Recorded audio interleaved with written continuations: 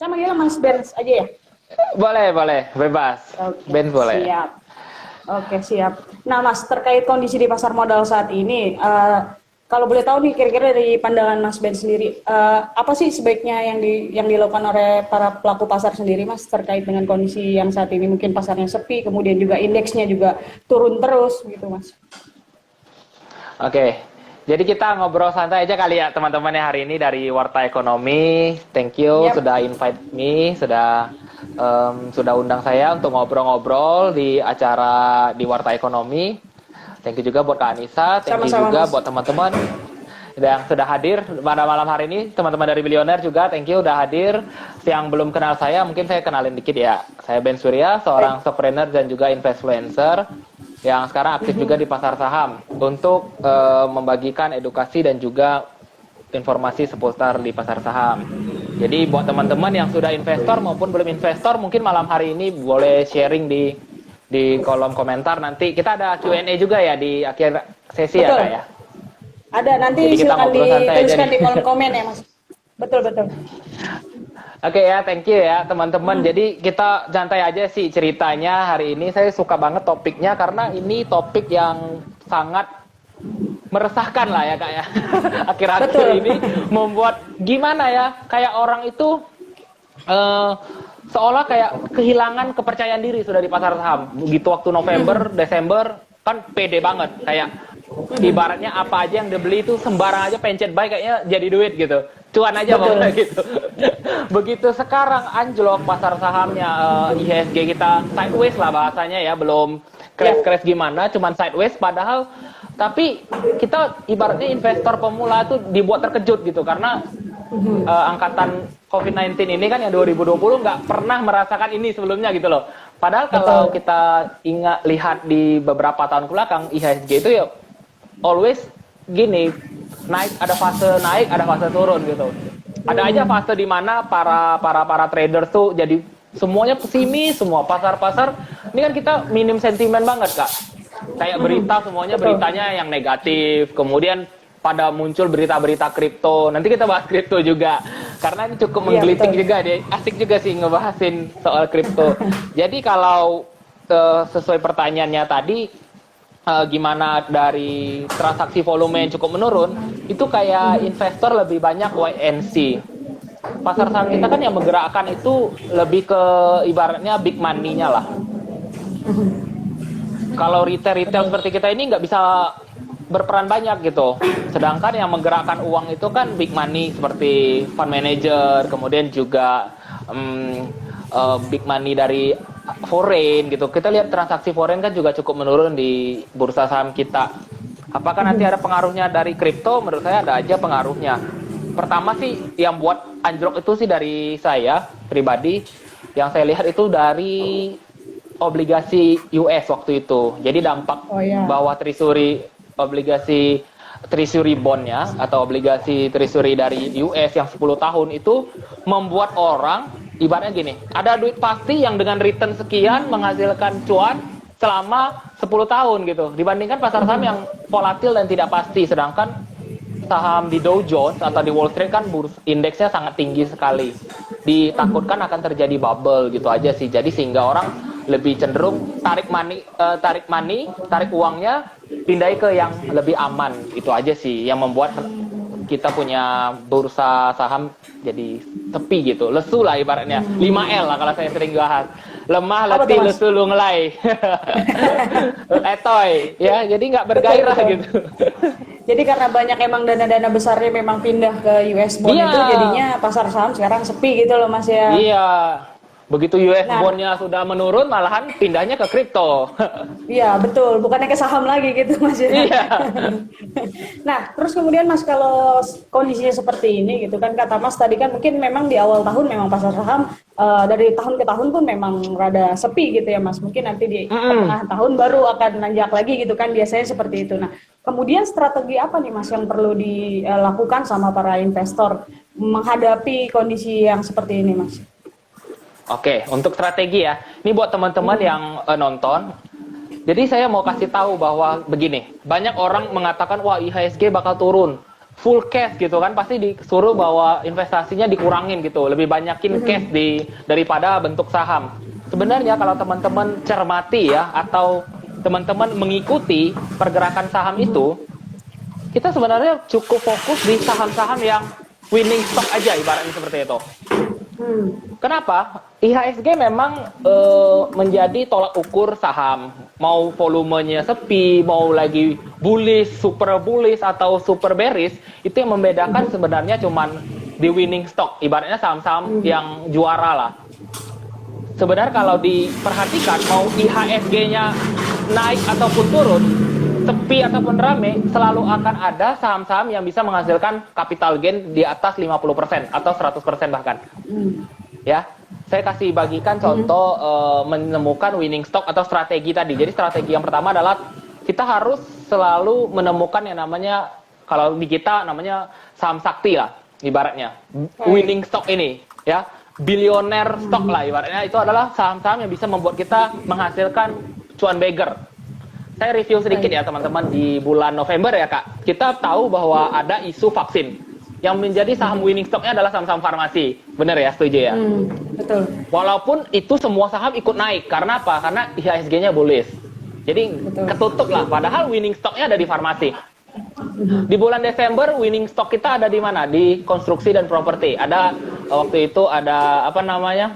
Penerbitan Omnibus Law, sehingga saham-saham properti itu naik kencang. Itu juga jadi winning stock, bisa menghasilkan 50% sampai 100% bahkan di saham-saham properti konstruksi. Ya, tadi kayak KF, Inaf di farmasi kan naiknya bahkan 100%. November. Benar ya, November ya. Desember kita ketemu lagi winning stocknya adalah di sektor konstruksi. Itu saham seperti Waskita, Adi itu naik gila-gilaan. Kita koleksi dari harga 600, kita bisa sell di 2000-an, ya kan? Setuju ya teman-teman, winning stocknya. Di Januari winning stock kita apa? Trio Metal, ada isu Tesla ya. Winning stock kita ada di Antam, Inco, Tins, naik gila-gilaan tinggi. Yang hancur farmasi, ya kan? Winning stock. Di Februari winning stock kita apa? Bank digital. Ketemu lagi bank-bank digital. Walaupun itu padahal sudah mulai berdarah-berdarah Februari, Maret itu kan sudah mulai berdarah. Betul. Tapi winning stocknya ada di kayak Bank Arto, Bank Aladin ya, BANK. Kemudian bank-bank mini lainnya seperti BGTG, INPC, dan BNBA. Itu kan winning stock yang sebenarnya kalau kita cermati, kita bisa menghasilkan apapun kondisi IHSG-nya, strateginya hanya menemukan winning stock.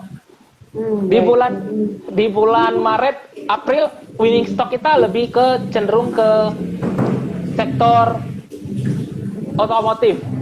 Ya, ini masih riding nih. Jadi masih riding karena waktu itu ada isu PPNBM. Jadi seperti kayak ASI, IMAS, Gajah Tunggal ya. Nah, itu winning stock kita, masih kita hold. Kemudian kita lihat lagi winning stock di bulan ini apa? Padahal kan IHSG lesu nih Kak. Selalu aja strateginya kita harus menemukan winning stock. Apa? Yaitu sektor poultry ya. Lihat Java, Cepin, Main ya, itu naiknya sudah tinggi. Kalau kita Ramadan nih. Benar, orang Lebaran. Karena Lebaran, orang pada pikir oh ini orang pasti beli ayam. Jadi sektor-sektor poultry itu winning stock. Kita koleksi dari harga 1000 masih 1650. Java, JPFA sudah kita koleksi di Billionaire. Kemudian sekarang kalau kita lihat 1 minggu terakhir ya, apa winning stocknya? Saham-saham retail ya, Ramayana, Lipo ya, Matahari, LPPM, MPPA, Hypermart. Nah, itu adalah, jadi menurut saya nggak bodoh amat lah ya, bukan berarti kita menutup mata dengan IHSG, enggak. Tapi strateginya kita harus buka mata, kita harus lihat makronya aja gitu.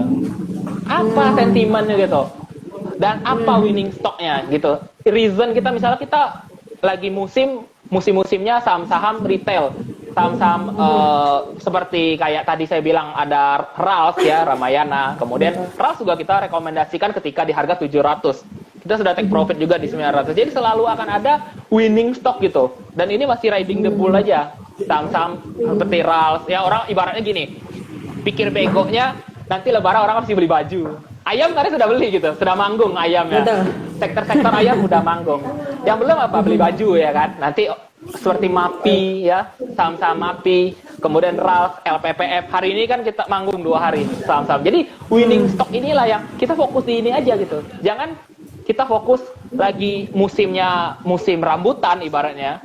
Kita berharap mau jatuh buah durian, nggak bisa gitu. Kita Nah ini ada yang nanya juga nih. Ya silakan Mas. Ya. Jadi ibaratnya Ini kita ada- lagi musim ini Ramadan, harusnya kita koleksi saham poultry dan saham-saham seperti yang nama retail. Kita malah holdnya misalnya saham-saham yang sudah patah tren, bank digital misalnya, bank mini.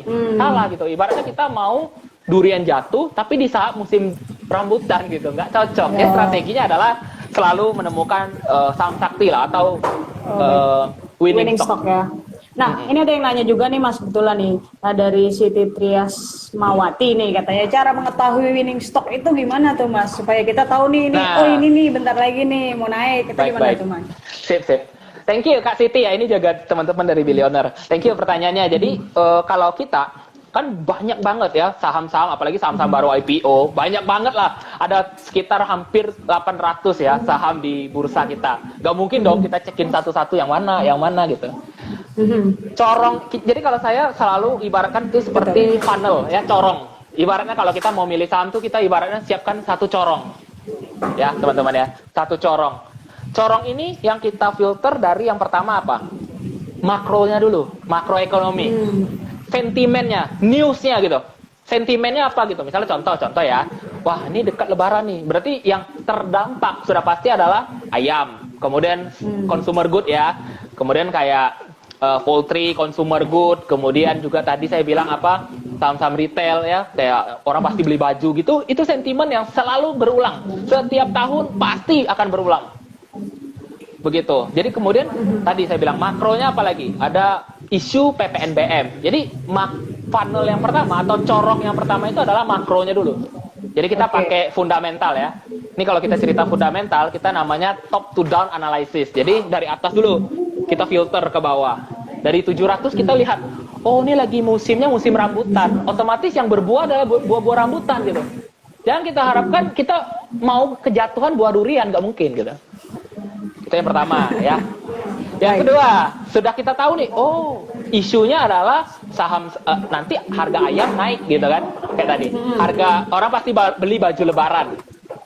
Kita screeningnya yang kedua dari sektor, kan di bursa kita banyak sektor nih. Ada 9 ya, ada 9 sektor. Kita lihat yang mana nih yang kena. Oh, sektor ini nih, sektor trade and retail misalnya. Oh, apa aja saham-sahamnya gitu. Kita jadi tahu. Nggak mungkin dong dari sektor finance gitu, nggak mungkin ya kan. Atau dari sektor batu bara atau mining. Kan nggak mungkin. Orang lebaran masa beli batu bara ya? Nggak mungkin ya kan. Simpelnya seperti itu. Jadi begitu kita sudah tahu sentimennya ya, kayak tadi ada isu apa? PPNBM. Berarti yang kena apa? Sektor otomotif dong, ya kan. Kalau isunya farmasi, ya berarti saham-saham obat ya, saham obat-obatan. Kalau sektornya tadi trio metal apa, ada baterai, mobil listrik, berarti ya tadi trio metal. Kalau tadi sentimennya adalah mau lebaran, orang pasti beli baju, ya sudah, pasti kita tahu apa aja nih, gitu kan. Sudah sektornya dapat, yang kedua, yang ketiga baru sahamnya, perusahaan itu sendiri. Perusahaan itu sendiri kan banyak nih, nggak mungkin kita beli semua. RALS, ada MAPI, LPPF, ada macam-macam kan saham-saham yang di satu sektor gitu loh. Nah, baru kita screening lagi gitu. Baru kita pilih mana winning stock-nya gitu. Nggak mungkin kita cekin 700 seperti itu. Jadi, sudah dapat dari 700 sektornya ya, pertama isu, sektor, baru terakhir adalah sahamnya. Jadi saham ibaratnya cuma ada 10, gampang kita milihnya. Dari 10 mana yang lebih bagus.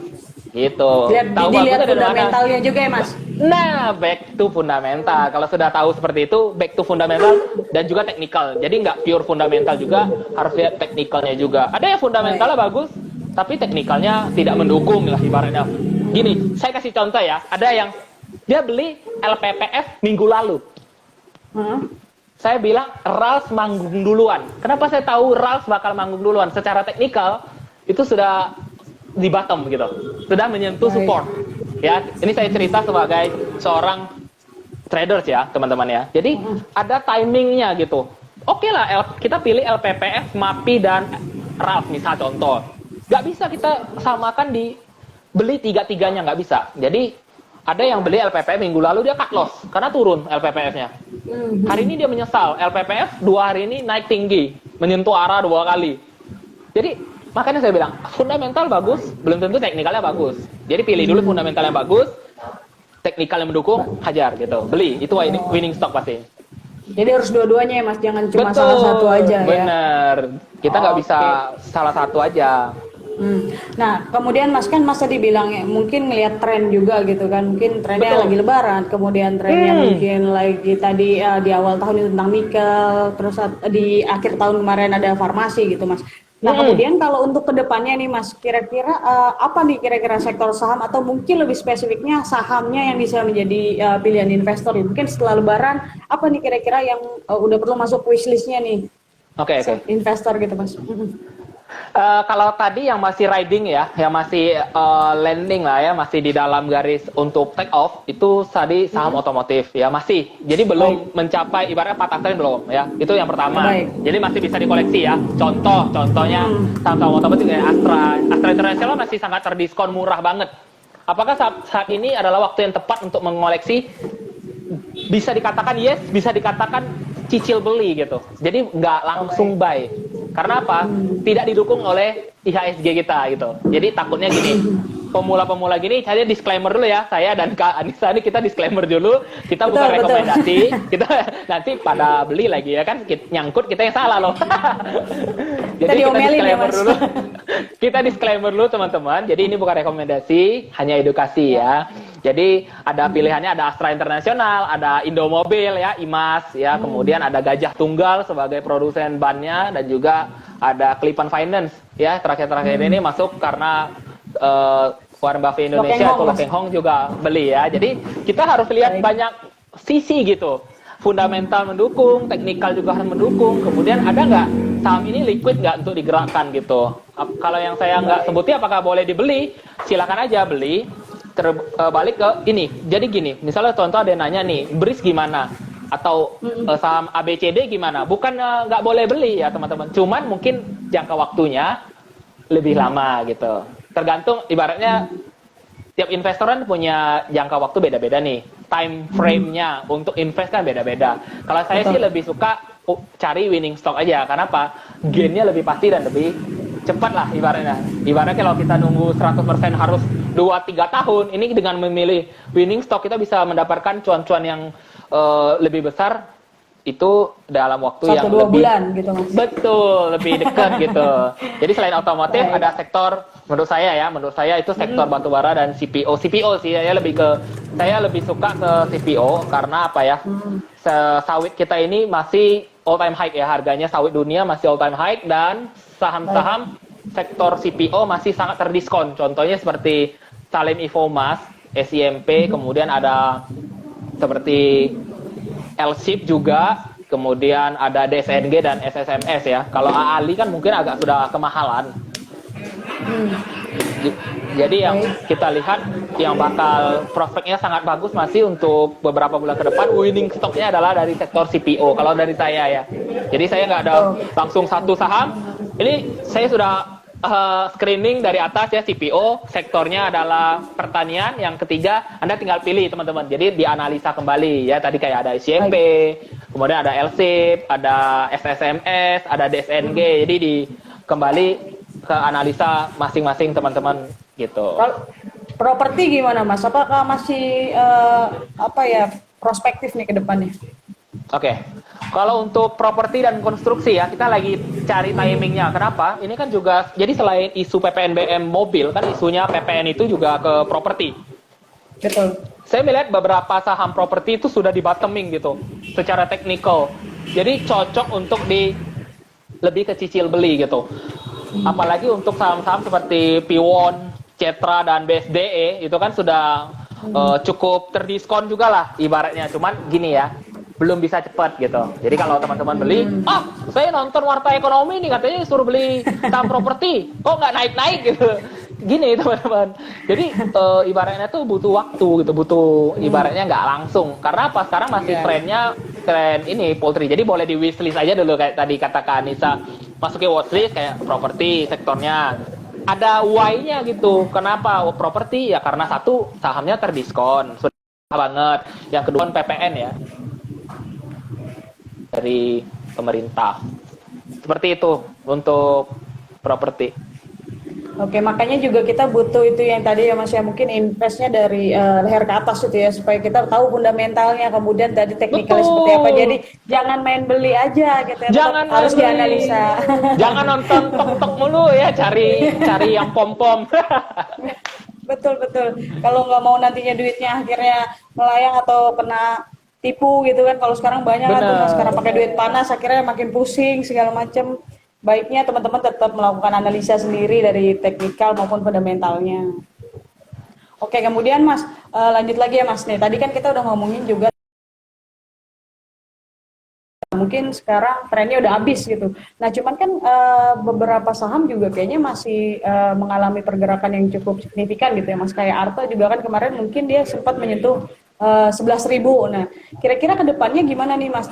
Kemudian kan dari OJK sendiri kan keputusannya tentang bank digital kan juga mungkin dalam waktu dekat akan keluar gitu Mas. Apakah masih prospektif untuk kedepannya atau memang ya udahlah trennya emang udah habis gitu?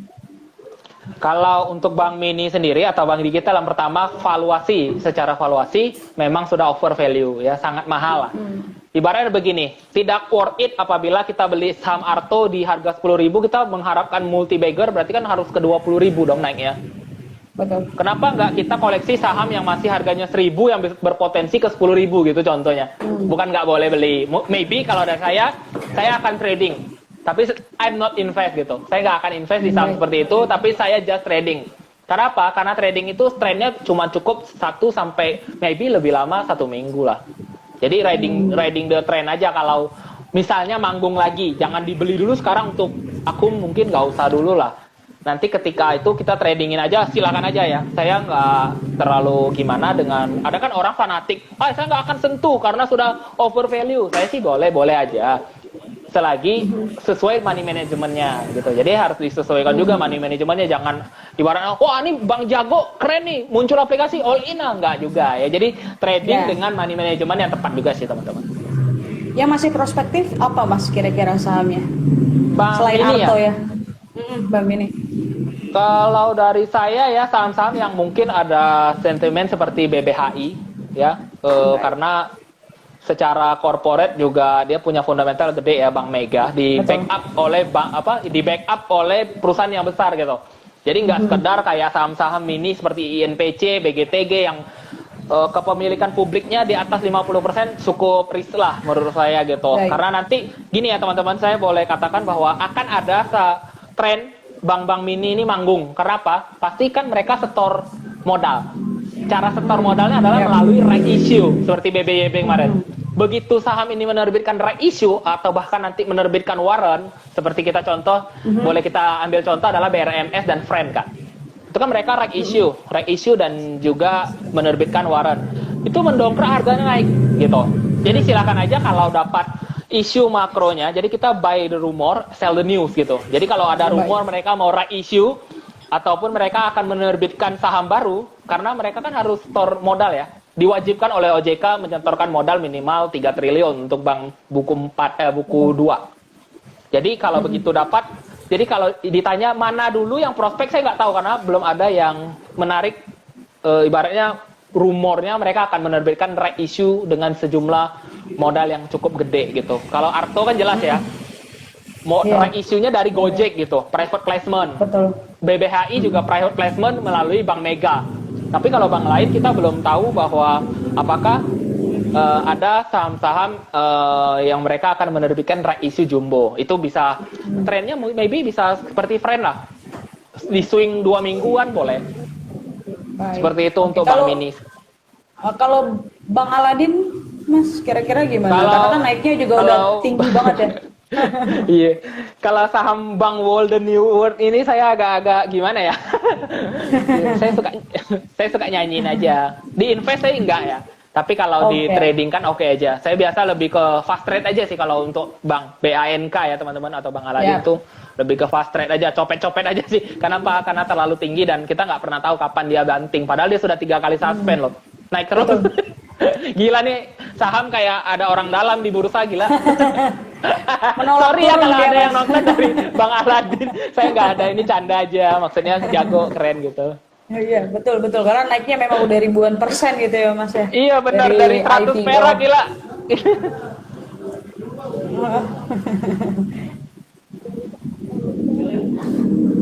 Betul betul. Oke, halo Mas Ben.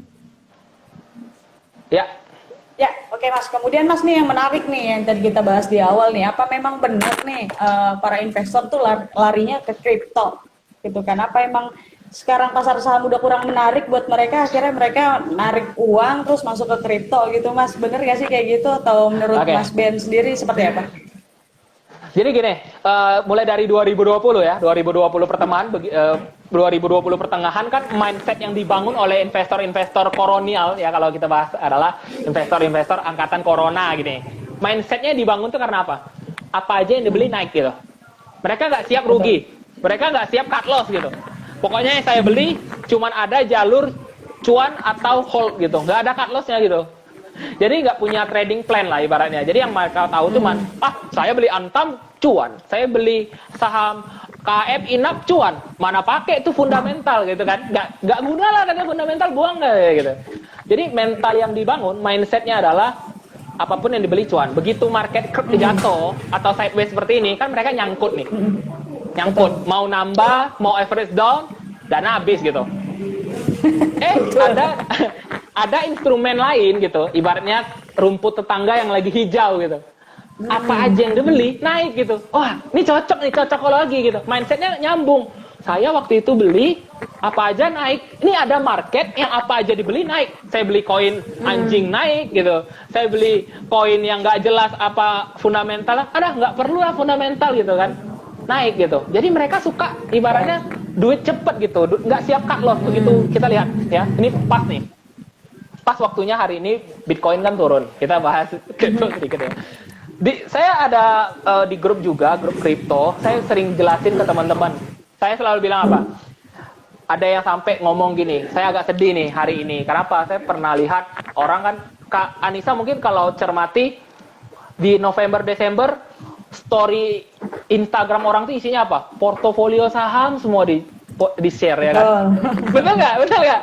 Pasti kalau lihat teman-teman yang padahal newbie, dia nge-share-nya cuan mulu. Hari ini hijau nih. Gitu. Begitu Januari, Februari kan nggak ada lagi, hilang. Nggak ada dong pamer cuannya. Ibaratnya mereka nggak ada pamer-pamer lagi di Instagram. Muncul nih kriptoan ini ya kan. Mereka mulai pamer cuan lagi. Wah, saya hari ini cuan 100% gitu. Bye-bye saham. Jadi kata-kata bye-bye saham ini, jadi saya menandakan bahwa orang mindsetnya itu sudah pindah ke kripto. Kenapa? Mindsetnya nggak siap rugi gitu, nggak siap nyangkut, nggak siap cut loss, nggak mau punya trading plan gitu. Kita lihat aja ini, kan hari ini Bitcoin hancur banget Kak. Bitcoin dihajar turun, market terkoreksi, semua koin, mau yang koin apapun itu terkoreksi gitu. Cukup dalam, apalagi kan kalau kripto nggak ada ARB lah bahasanya tuh, nggak ada auto reject bawah. Kalau jatuh ya nyungsep aja langsung ke bawah gitu. Betul. Beda dengan saham. Kalau saham masih turunnya 7% gitu kan satu hari. Masih ada remnya gitu. Kalau kripto kan nggak ada, loss banget. Kalau lu jatuh ya jatuh gitu. Jadi mereka, jadi resikonya pun lebih tinggi ya Mas. Resiko sangat tinggi. Jadi kalau kata orang tuh jangan takabur gitu. Nanti kalau dibilang saya nggak mau saham lagi. Kripto gampang cari duit. Siapa bilang? Belum tentu. Kripto pernah jatuh loh di 2017 Kak. Waktu itu harganya pernah sempat anjlok juga dari 500 jutaan ke 300 juta. Itu sakit banget tau. Hampir loss banyak juga. Koin-koin gak ada harganya juga. Bisa loss 99% bahkan. Jadi kita harus lihat juga bahwa resikonya harus tahu gitu. Jadi jangan mindsetnya investasi nggak siap rugi, nggak siap cut loss, nggak siap nyangkut gitu, nggak bisa. Jadi harus, makanya saya selalu bilang apa? Salam tetap waras ya. Kita boleh greedy, kita boleh happy, tapi kita harus tetap waras gitu. Nggak boleh sampai ada kan takutnya orang gadai rumah lah, gadai kendaraan, cuman demi untuk kayak beli koin. Karena berharapnya bisa naik terus, padahal market itu tidak bisa namanya naik terus. Pasti ada turun, ada naik, ada turun. Betul. Jadi dimanapun produk investasinya tetap harus menyiapkan mental juga gitu ya Mas. Kalau Betul. sewaktu-waktu memang produk investasinya Betul. turun gitu. Money Oke, Mas, ini kan manajemennya tadi kita penting. betul betul sekali. Mas, ini tadi saya buka pertanyaan juga kan ke teman-teman, ada beberapa pertanyaan yang sudah masuk, saya bacakan ya Mas ya. Boleh. Oke, ini ada dari Denny Primajaya, tren saham. Oh, ini tadi kita udah bahas tentang bank digital ya Mas ya. Tadi Oh, Mas juga sudah bicarakan ya. Mungkin boleh dijelaskan lagi Mas, mungkin tadi dia ketinggalan atau seperti apa, boleh dijelasin lagi Mas tentang bank digital ya. oh ya, untuk bank digital itu menurut saya akan manggung satu kali lagi ya, nggak tahu kapan. Pastinya akan manggung lagi ketika ada isu mereka menerbitkan right gitu. Atau private placement, lebih ke right sih, right issue.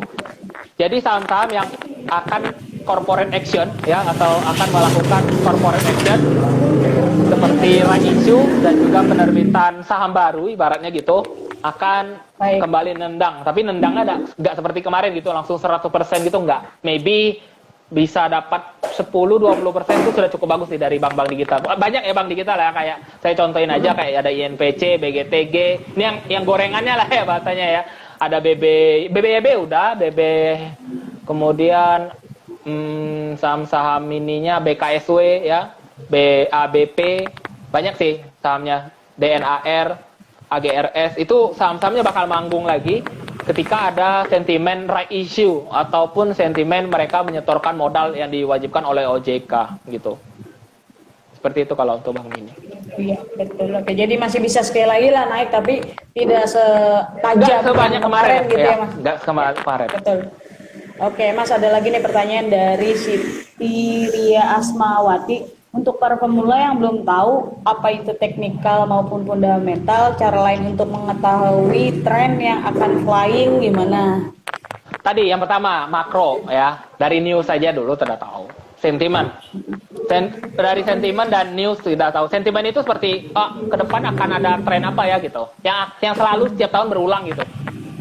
Misalnya dekat Natal nanti saham-saham kayak LPPF dan Ralph manggung lagi, contoh gitu. Betul. Oke, jadi masih tetap ngelihat tren juga ya Mas, bisa dari situ. Kalau memang fundamental sama teknikalnya mungkin masih belum bisa membacanya gitu ya. Karena memang tetap harus makro utama. Yang pertama dulu, jadi nggak bisa screening dari fundamental apapun teknikal duluan. Yang pertama pasti harus dari sentimen dan news. Baru ke sektor, baru ke saham. Baik, oke nih ada lagi Mas pertanyaan dari Rina Zahara, bagaimana prospek saham KF Mas? Nah, mungkin farmasi ini bisa kita bahas juga nih Mas, kira-kira seperti apa ke depannya nih? Kalau KF mungkin menurut saya sudah patah tren, jadi akan bergerak lebih ke sideways lah. Bukan berarti nggak bisa naik, bisa aja naik, tapi sudah nggak bisa sekencang waktu itu. Jadi kalau nyangkutnya di 7.000 ya nggak bisa, sudah pasti cut loss aja itu pilihannya, sudah nggak ada obat lah gitu. Kecuali belum punya barang, mungkin untuk copet-copet silakan aja, tapi saya tidak merekomendasikan karena tidak ada tren gitu, kecuali ada tren yang cukup kuat ya untuk mendukung kembali saham farmasi, karena fundamentalnya juga tidak mendukung untuk saham-saham farmasi. KF Inap dan teman-temannya itu tidak cukup mendukung lah. Baik, yang karena IRA juga ya. Oke, Mas, kalau ini ada pertanyaan nih banyak banget dari Dewi.Wahyu nih. Dia nanya TCPI, Akra, terus ada juga yang nanya ASA. Boleh dibahas satu-satu nih Mas, kira-kira gimana prospek kedepannya nih masing-masing nih Mas? ASA ya? Dari siapa? Dewi ya? Ada dari Naga sih, Naga Trisno untuk yang si ASA-nya. Gini ya teman-teman, untuk ASA waktu itu naiknya memang cukup kencang sekali ASA itu karena ada sentimen. Ya ini balik lagi ya, ada why-nya gitu, ada sentimennya, ada story-nya lah ibaratnya gitu. Karena dia ada kerjasama dengan Tokopedia, ASA ya. Itu kan produk salah satu lini bisnisnya antaraja.com. Saya melihat memang nggak ada pesaing. Ibaratnya dia di bursa ini pemain single factor untuk sektor ekspedisi. Walaupun ada SAPX dan juga ada yang lain, tapi yang untuk paket-paketan ya, jujur aja teman-teman, semenjak pandemi pasti setiap rumah, setiap tetangga Anda akan terdengar teriakan paket. Setuju ya? Betul. Setuju ya? Ya, paket gitu kan, akrab banget kita dengan kata-kata paket. Jadi sehingga bisnisnya yang bertumbuh itu di bidang antar aja ya. Tapi kalau buat teman-teman yang mau nanya ASA, saya ada posting, baru saya posting kemarin, bongkar fundamental ASA. Jadi yang naik itu cuma antar ajanya, bisnisnya.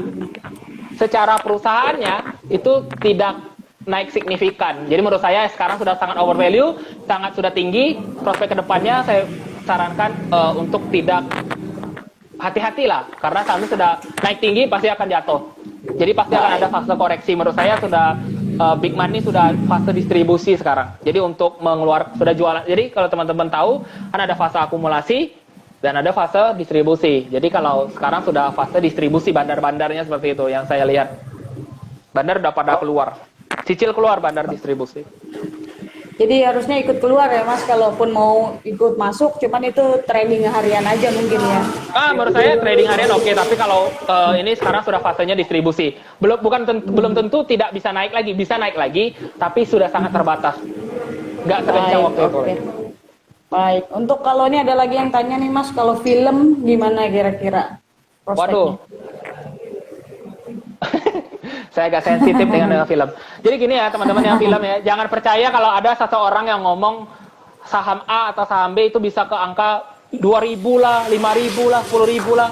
Mungkin Kak Anissa ingat waktu itu, semua orang bilang Antam berapa harganya? Antam go to 5.000 katanya.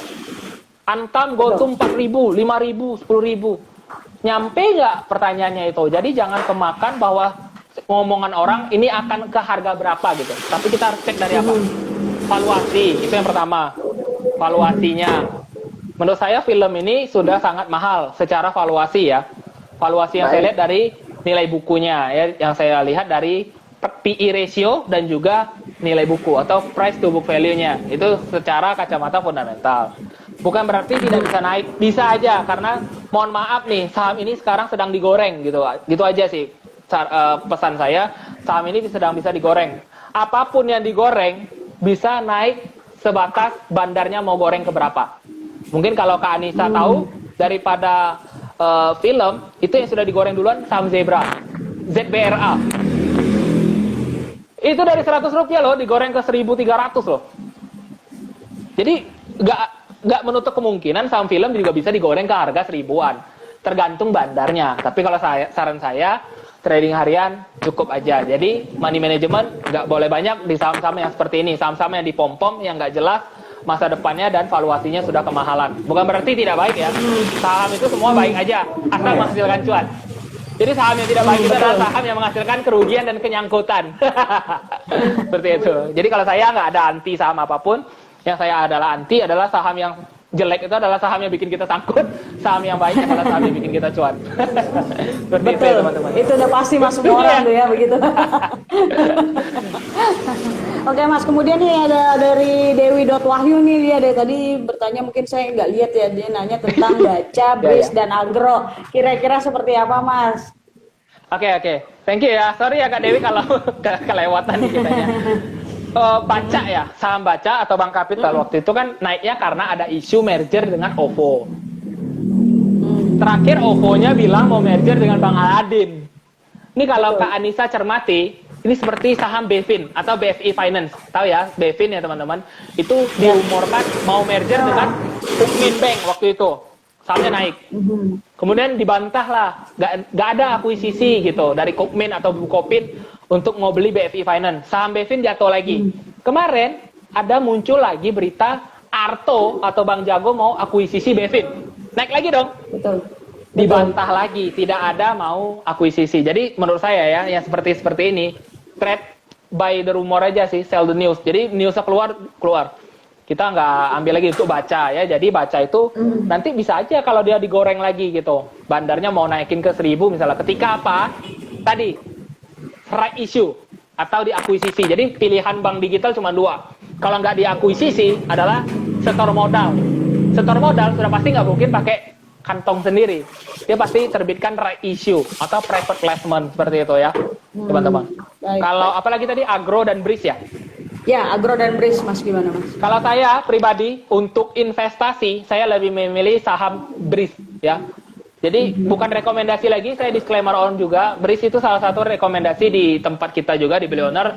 Saya merekomendasikan untuk koleksi saham BRIS atau BRI, Bank BSI Syariah ya, Bank Syariah Kenapa Indonesia. tuh Mas?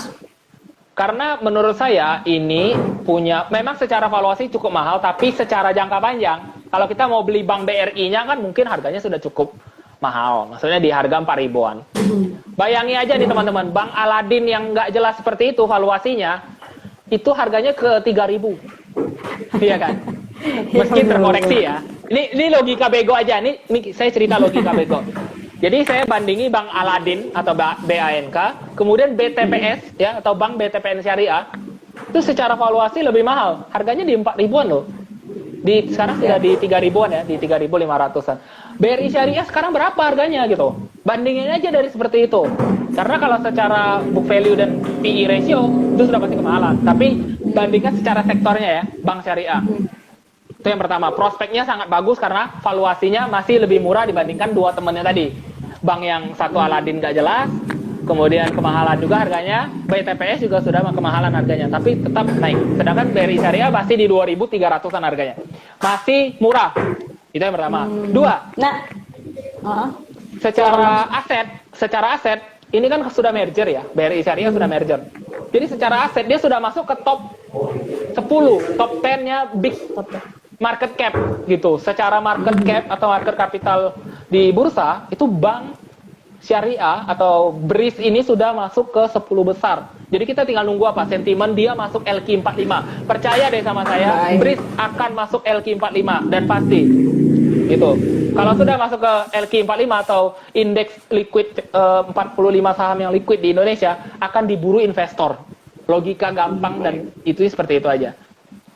Dan yang ketiga berapa?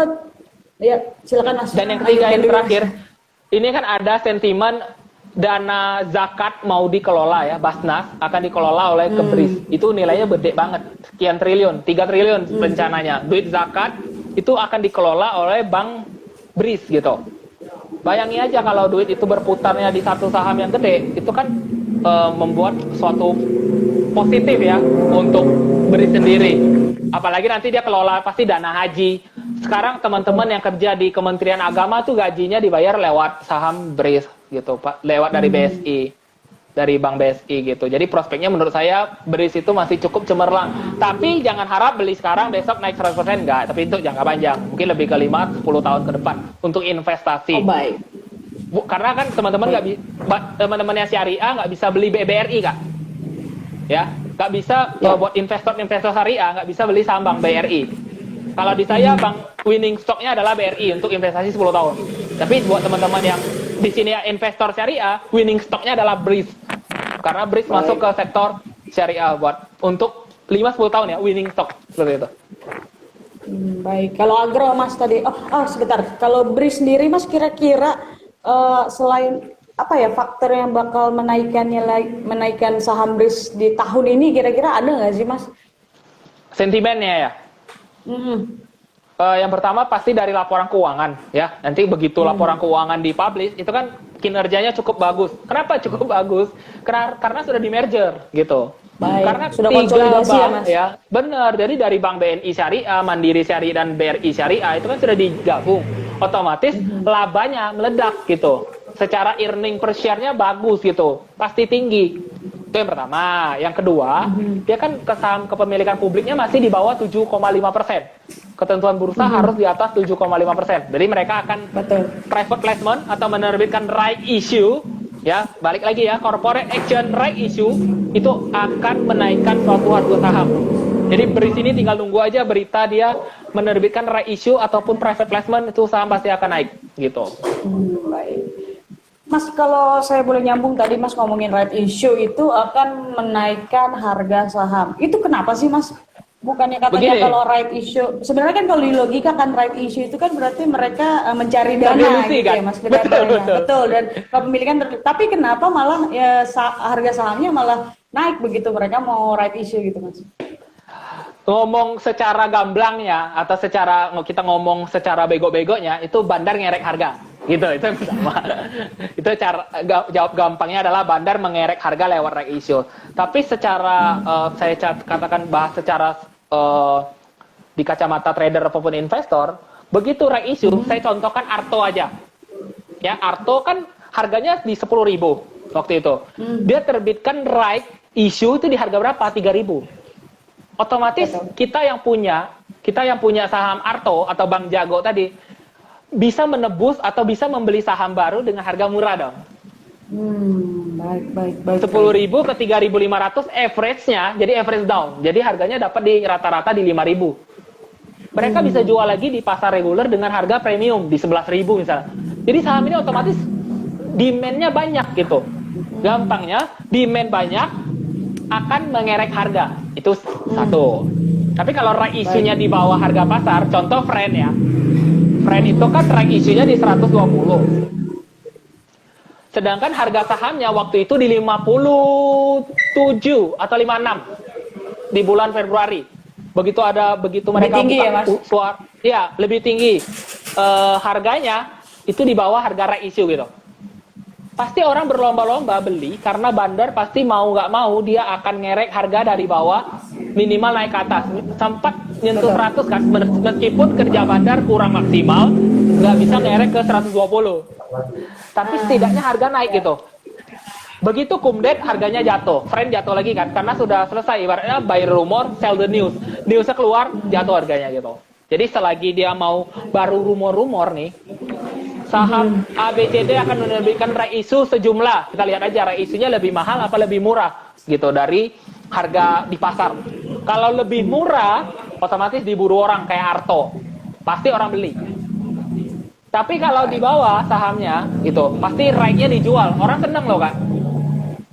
Dapat right itu kan bisa dijual di pasar tunai. Dapat uang cuma-cuma, sahamnya bisa dijual, right-nya bisa dijual juga. Dapat warren lagi biasanya akan dikasih sweetener atau pemanis waran. Orang seneng gitu, diiming-iming. Jadi harga pasti naik. Saham diburu orang, demand-nya naik, itu aja sih. Cerita begonya kenapa bisa saham itu naik, karena orang suka gitu. Retail suka dapat bonus gitu. Beli satu dapat 3 lah gitu. Gimik ya Mas ya. Gimik ya, betul. Oke, baik. Mas Ben, ini kan karena kita udah mau sejam nih ngobrolnya, takutnya nanti tahu-tahu Instagram memisahkan kita gitu kan. Saya minta statement dari Mas aja nih terakhir nih, mohon maaf juga nih teman-teman yang belum bisa dibacakan pertanyaannya nih. Mungkin pesan-pesan Mas yang mau disampaikan ke teman-teman yang menonton pada malam hari ini apa Mas? Silakan Mas. Oke, thank you ya teman-teman. Sorry buat yang nggak kejawab pertanyaannya. Mungkin maybe bisa DM ke saya kalau yang mau nanya.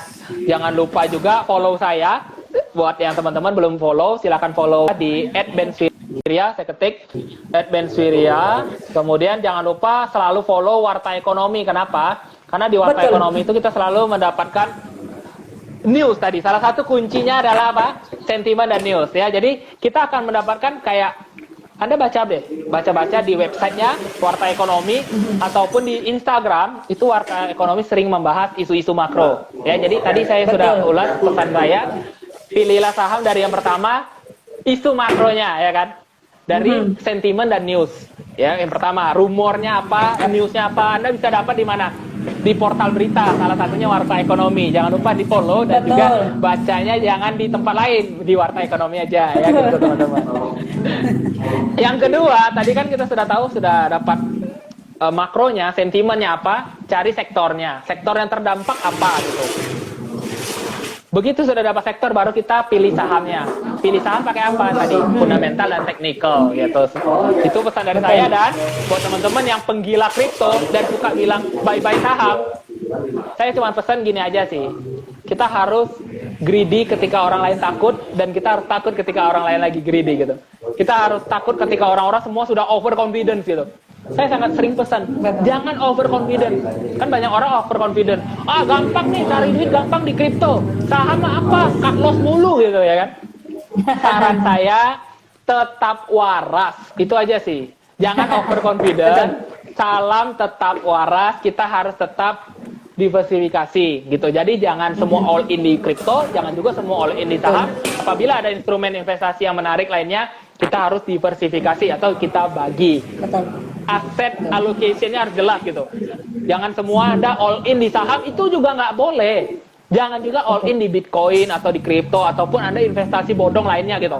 dibagi-bagi. Mungkin bisa ke banyak ya investasi kayak ada emas, deposito, reksadana, banyak banget instrumen investasi yang bisa dipilih. Nggak cuma saham kok, nggak cuma kripto. Jadi semua itu Betul. harus porsinya sama rata dan porsinya waras. Itu aja sih pesan dari saya. Salam waras aja. Betul, manajemen keuangannya juga harus baik ya Mas, dan jangan lupa jangan pakai Setuju. uang panas, harus pakai uang dingin. Bener. Jangan pakai uang mendidih, jangan pakai uang dapur untuk Betul, ditempur ya. Jadi harus pakai uang yang nganggur. betul sekali. Oke, terima kasih banget nih.